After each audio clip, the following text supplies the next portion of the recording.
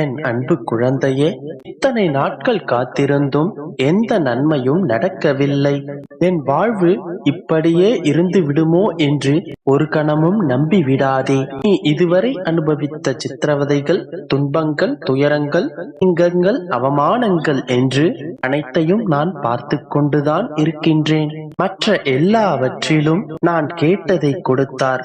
ஆனால் இந்த ஒன்றில் மட்டும் வருடக்கணக்கில் காக்க வைக்கிறாரே அப்பா என்று நம்பிக்கை இழக்காதே. எல்லாம் இப்படியே இருந்துவிடும் என்று ஒரு பொழுதும் நினைத்து விடாதே. உன் வினைகள் அனைத்தும் முடியும் தருவாயில் அது எப்படி அப்படியே இருக்கும்? இனியும் அதை அப்படியே இருக்க விட மாட்டேன். என் ஆசீர்வாதம் இப்போது உனக்கு பரிபூரணமாக கிடைத்து விட்டது. எனவே இனி நீ உற்சாகமாக இருக்கலாம். நீ நீண்ட வருடங்களாக ஏங்கி வேண்டி நின்றது மிக விரைவில் உன் கையில் வந்து விழப்போகின்றது. உன்னை அதற்கு நான் தகுதியாக்கிவிட்டேன். இந்த நிமிடத்திலும் அது உன்னை தேடி வரும். கண் விழித்ததும் அந்த ஆச்சரியத்தை நீ காண்பாய். உன் உயிரை வதைக்கும் துன்பத்தை அனுபவித்துக் கொண்டிருக்கும் நீ சந்தோஷ கடலில் மிதக்கப் போகின்றாய். உன்னுடைய இப்போதைய நிலையெல்லாம் கனவு போல விரைவில் கலைந்துவிடும். அந்த நாள் வெகு தூரத்தில் இல்லை. மறுபடியும் அதை நீ நினைத்து பார்க்கும் வேளையில் இதையெல்லாம் நான் தான் அனுபவித்தேனா என்று யோசிப்பாய். அந்த அளவிற்கு உன்னுடைய துன்பங்களும் துயரங்களும் உன்னை விட்டு அகன்று இருக்கும். மகிழ்ச்சி மட்டுமே உன்னுள் நிலைத்து இருக்கும். அப்போது நீ நான் கொடுத்த ஆசீர்வாதங்களை முழுமையாக அனுபவிப்பாய். அன்றைக்கும் அழுவாய், அப்பா நான் கேட்டதை அனைத்தையும் என்னிடம் கொடுத்து விட்டீர்களே என்று ஆனந்த கண்ணீர் வடிப்பாய். என் தங்கமே, வாழ்க்கை என்பது மிகவும் எளிமையானது. நாம் எதை கொடுக்கிறோமோ அதையே திரும்ப பெறுவோம். நாம் கொடுக்கும் ஒவ்வொரு எண்ணங்களும் நம் எதிர்காலங்களை தீர்மானிக்கின்றன. அதனால் உனக்கு நல்லதே நடக்கும் என்ற நம்பிக்கையில் உறுதியோடு இரு. நல்ல எண்ணங்களையே உன்னுள் வளர்த்துக்கொள். நல்ல சிந்தனையோடு இரு. நல்லதே நினை. அதன் பிறகு அனைத்தும் நல்லதாகவே நடக்கும்.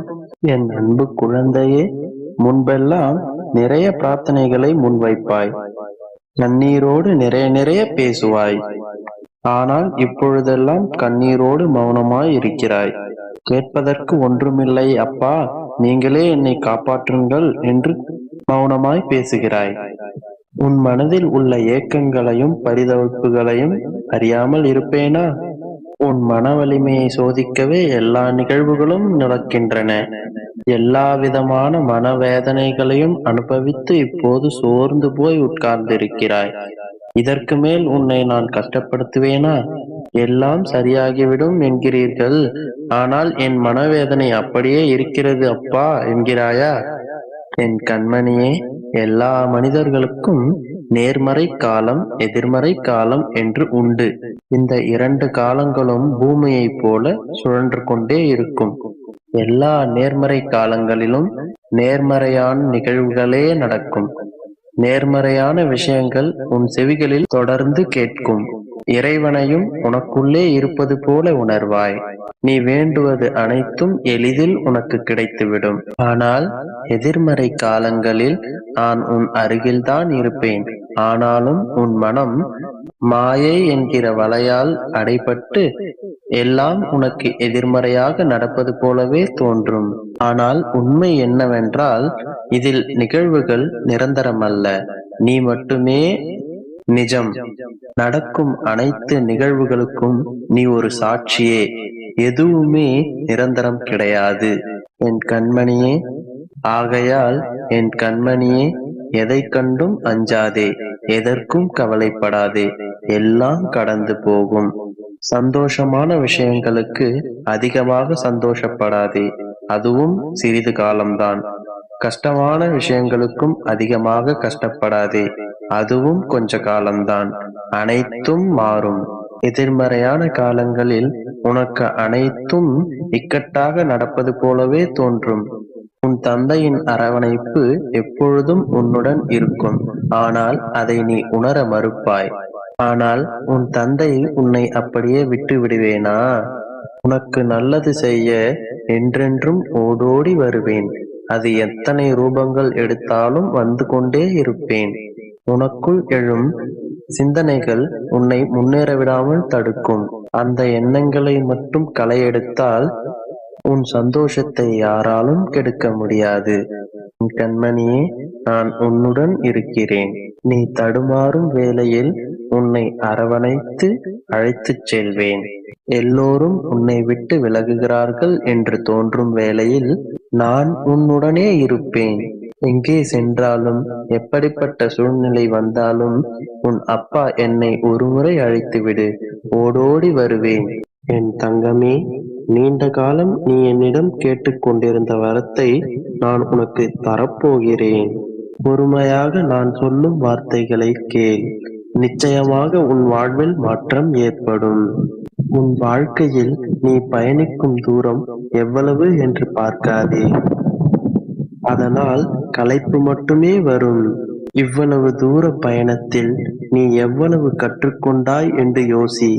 அந்த அனுபவங்களை நீ செயல்முறைப்படுத்துகிறாயா என்று யோசி. உன் அனுபவங்களை வைத்து உனது தவறுகளை மீண்டும் மீண்டும் செய்கிறாயா அல்லது அந்த தவறுகளை திருத்திக் கொள்கிறாயா என்று யோசித்துப் பார். நீ கடந்து வந்த பாதைகளில் மிகவும் கசப்பான சம்பவங்களை மறந்துவிடு. இனிப்பான அனைத்து நினைவுகளையும் மனதில் வைத்துக்கொள். நீ உள்மனதில் கதறும் விஷயங்கள் எனக்கு தெரியாது என்று நினைக்கிறாயா என் மகளே? யாரிடமாவது சொன்னால் அவர்கள் ஏதாவது தவறாக எடுத்துக்கொள்வார்கள் என்று உன் மனதிலேயே வைத்து புழுங்கிக் கொண்டிருக்கிறாய். சரியா தவறா என்று உனக்குள்ளே புலம்பிக் கொண்டிருக்கிறாய். உன்னை தவிர வேறு யாருக்கும் தெரியாத விஷயங்கள் உன் அப்பா எனக்கு தெரியும் என் மகளே. கவலைப்படாதே என் மகளே, நிச்சயம் உனக்கு அதிலிருந்து விடுதலை அளிப்பேன். அந்த விஷயத்தை உன் அப்பா நான் எடுத்துக் கொள்வேன். நீ அதை மறந்துவிடு. அதை மறந்துவிட்டு வாழ்க்கையில் முன்னேறும் வழியை பார். யாரும் அவர்கள் வாழ்க்கையில் எளிதில் வெற்றி பெறுவதில்லை. அதற்கான தியாகங்களை அவர்கள் கொடுத்தே ஆக வேண்டும். அதற்கான உழைப்பை போட்டால் மட்டுமே வெற்றி பெற முடியும். உழைப்பு, வேதனை, தியாகம் இவை அனைத்தும் தற்காலிகமாக வேதனைப்படுத்தும். ஆனால் இறுதியில் உன் வாழ்வில் எல்லையற்ற மகிழ்ச்சிகளை இவைதான் கொண்டு வந்து சேர்க்கும். உண்மையும் உழைப்பும் அவ்வளவு எளிதில் நின்று விடாது. அதற்கு எவ்வளவு கஷ்டங்கள் வந்தாலும் அதை தகர்த்தெறிந்து முன்னேறி சென்று கொண்டே இருக்கும். அப்போதுதான் வெற்றி வாகை சூடும். நீ நிச்சயம் மகிழ்ச்சி அடைவாய். உன் வாழ்க்கையில் நடந்த கஷ்டங்களை மட்டுமே நினைத்து எவ்வளவு காலம்தான் புழுங்கிக் கொண்டிருப்பாய்? அதை அனைத்தையும் விட்டுவிட்டு புத்துணர்ச்சியுடன் இரு. உன் அப்பா நான் இருக்கிறேன். உன் வாழ்க்கை அனைத்திலும் புத்துணர்ச்சியுடன் நீ வாழ என்னுடைய அருள் எப்பொழுதும் உனக்கு உண்டு. உன்